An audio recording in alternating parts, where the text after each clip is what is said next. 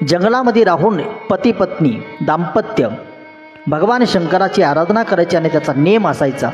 एखाद्या स्मशानामध्ये जायचं आणि त्या स्मशानातलं भस्म उचलायचं आणि ते महादेवाच्या पिंडीवर व्हायचं. नित्य नेमाने तो भक्त आपल्या जीवनामध्ये भगवान शंकराच्या पिंडीला भस्म लावत होता. भस्म लावता लावता 40 वर्ष निघून गेले. काय भक्ती असेल हो.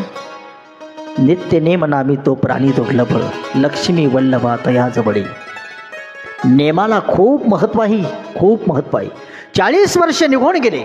भस्म भगवान शिवांच्या पिंडीला लावत होता आणि एक दिवस भगवान सांब सदाशिवांनी त्या भक्ताची परीक्षा घेतली. काय परीक्षा घेतली? इंद्रदेवाला सांगितलं, जेवढे स्मशान असेल ना जवळपास तेवढ्यामध्ये त्या ठिकाणी वर्षा करव, पाऊस पाडल.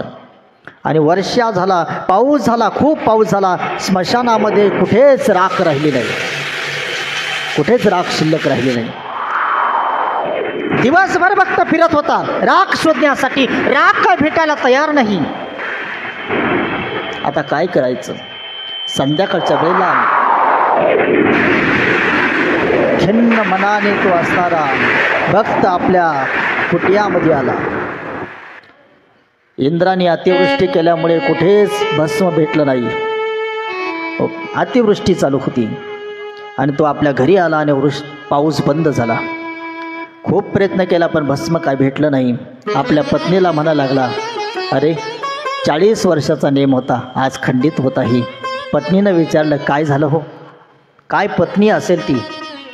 पत्नी तिला म्हटलं जातं, लक्षपूर्वक ऐका, जी आपल्या पतीला पतनापासून वाचवते तिचं नाव पत्नी आहे. आणि तो भक्त आपल्या पत्नीला सांगायला लागला, 40 वर्षाचा नेम आज खंडित होत आहे. त्या पत्नीनं विचारलं, काय झालं हो? 40 वर्षापासून स्मशानातली राख आणायची आणि भगवान शंकराच्या पिंडीला व्हायची. तो भस्म भगवान शंकराच्या पिंडीला लावायचा. आज मात्र स्मशानामध्ये राख भेटली नाही, अतिवृष्टी झाली, स्मशानातली राख वाहून गेली. आणि ती पत्नी म्हणायला लागली, माझ्या असणाऱ्या पतीचा 40 वर्षाचा नेम खंडित होत आहे, मी खंडित होऊ देणार नाही. अहो ऐकलं का? भस्मच पाहिजे ना तुम्हाला माणसाचं. काय विचार करता? अरे तुमच्या नेमाला महत्व आहे. 40 वर्षाचा नेम मी बंद पडून देणार नाही. या झोपडीतलं असणारं सामान बाहेर करा. बघता काय, या झोपडीला आग लावा. पत्नीनं असं सांगितल्यानंतर पतीला आश्चर्य वाटलं त्या भक्ताला. काय त्या पत्नीची आपल्या पतीवर श्रद्धा असेल आणि काय त्या भक्ताची भगवंतावर श्रद्धा असेल. ज्या वेळेला पत्नीनं सांगितलं आग लावा, भक्ताने विचार केला नाही, बाहेर आला, झोपडीच्या बाहेर आला आणि झोपडीला आग लावली. आणि त्या झोपडीमध्ये त्याची पत्नी त्या ठिकाणी जळून मरण पावली. राख झाली तिची राख. तीच राख उचलली आणि रात्रीच्या वेळेला तो भक्त भगवान शंकराच्या त्या शिवालयामध्ये गेला आणि ती राख त्या भगवान शंकराच्या पिंडीवर वाहिली, पिंडीला लावली. आणि लावल्यानंतर मागे आवाज आला.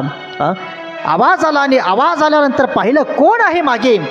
पैजणचा आवाज आला, कोण स्त्री आहे एवढ्या रात्रीच्या वेळेला, कोण आलं असेल या वनामध्ये. मागे फिरून पाहिलं तर त्याची पत्नी दिसली.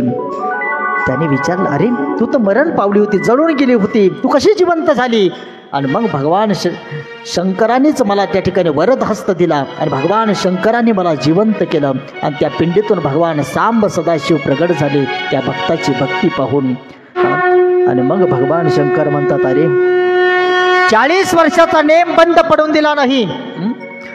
स्वतःच्या असणाऱ्या पत्नीला आग लावून त्यात तिचा असणारा भस्म तू माझ्या पिंडीवर लावण्यासाठी आला. मी प्रसन्न आहे तुझ्यावर. लिंग पुराणातली कथा आहे. भस्माचा महिमा काय असेल हो.